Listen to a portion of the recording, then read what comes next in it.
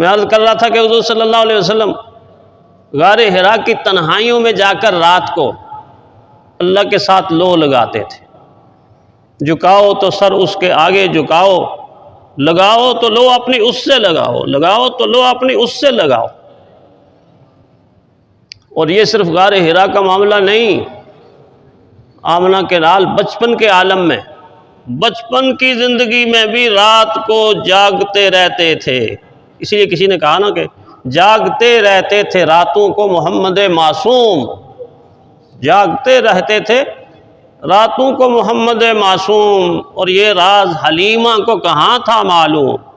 बाज़ दफ़ा दाई हलीमा आराम कर रही है, सोई हुई है, और आमना के लाल जाग जाग कर अल्लाह के साथ अपना ताल्लुक मिला रहे हैं, अपना कनेक्शन मिला रहे हैं।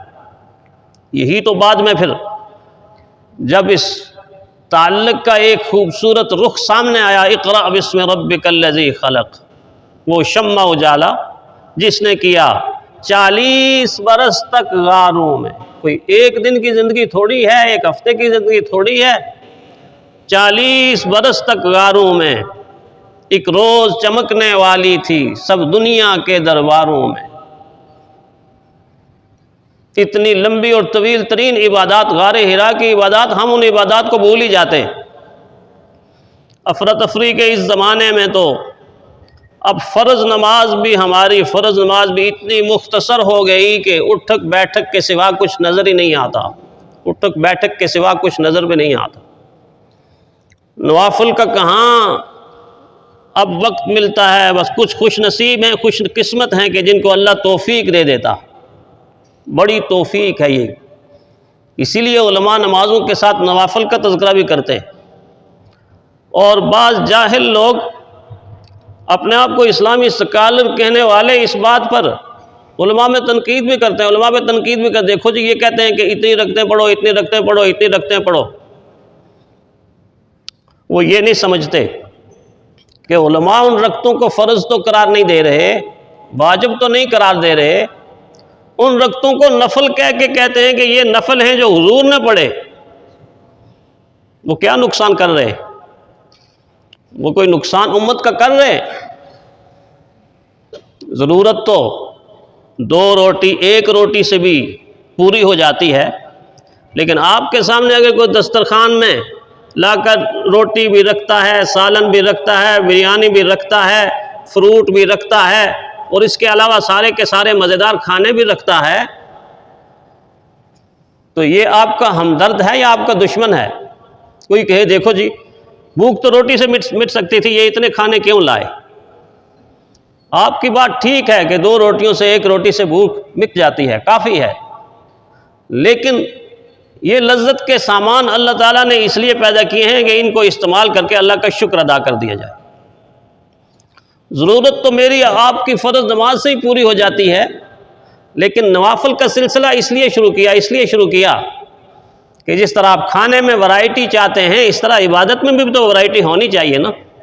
और इस वैरायटी का मुझे और आपको क्या पता?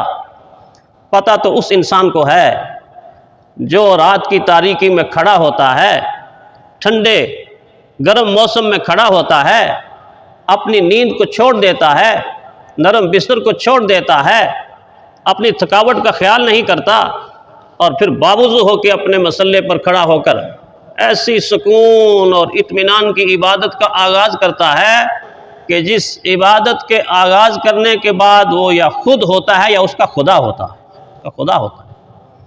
मुझे और आपको इसकी लज्जत का तो इल्म ही नहीं है, इसकी लज्जत का तो एहसास ही नहीं है, बल्कि हमारे वहमो गमान से भी नहीं गुजरी हुई।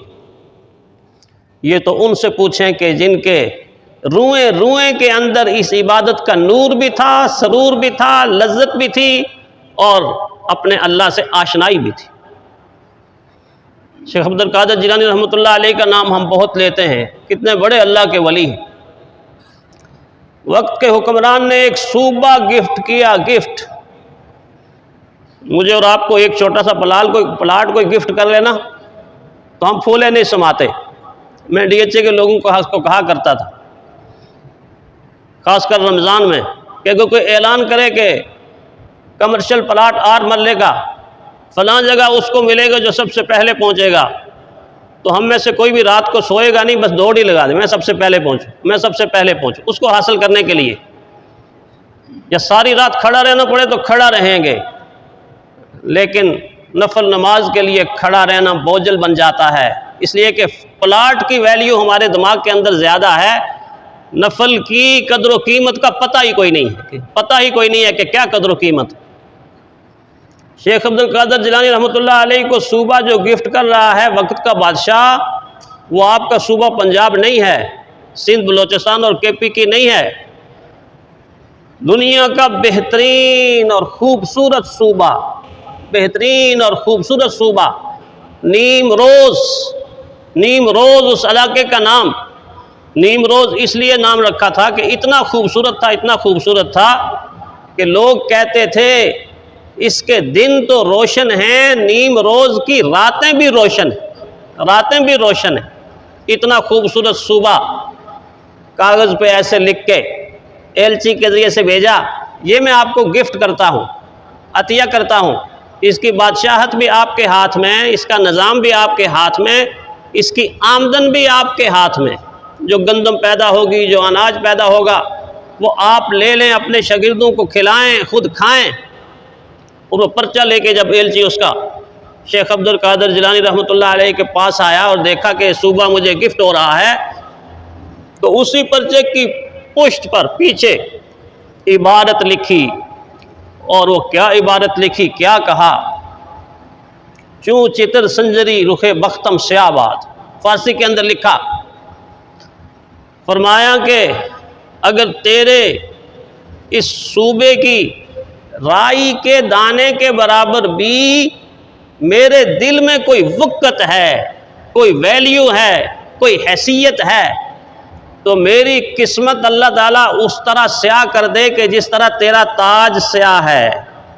वो बादशाह स्याह ताज पहना करता था, काले रंग का ताज होता था उसका। फरमाया राई के दाने के बराबर भी अगर इस सूबे की मेरे दिल के अंदर कोई कदर व कीमत और कोई वक़्त है, तो मेरी किस्मत अल्लाह उस तरह स्याह कर दे कि जिस तरह तेरे ताज का रंग है। एक जुमला ये फरमाया। और दूसरा जुमला क्या फरमाया, फरमाया जब से आधी रात की हुकूमत और सल्तनत, मसल्ले की हुकूमत और सल्तनत, मसल्ले का तख्त, जब से आधी रात की हुकूमत की तौफीक अल्लाह ने मुझे दे दी है, दुनिया की कदर व कीमत मेरे सीने से निकल गई, दुनिया की कदर व कीमत मेरे सीने से निकल गई। ये है वो आधी रात की हुकूमत, वो मसल्ले की सल्तनत, वो मसल्ले की बादशाहत।